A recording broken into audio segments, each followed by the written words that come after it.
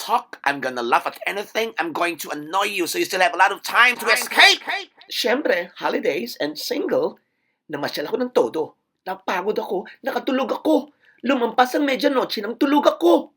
Kainis!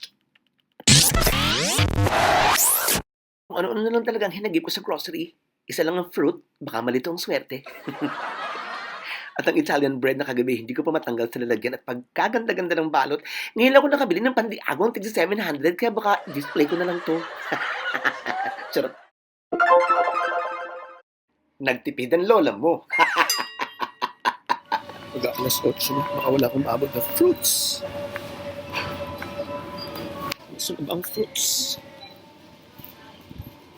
Ito. Saging na lang yata natitira. Pakwan. 1,980. 800 pesos. Melon. Ayan ang price.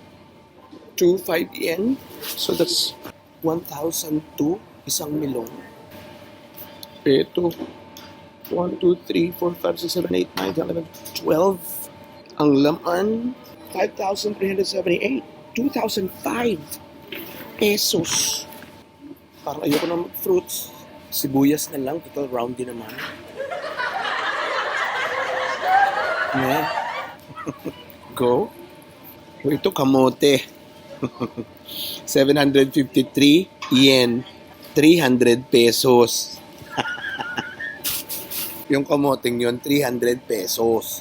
Magkakamote ka pa ba?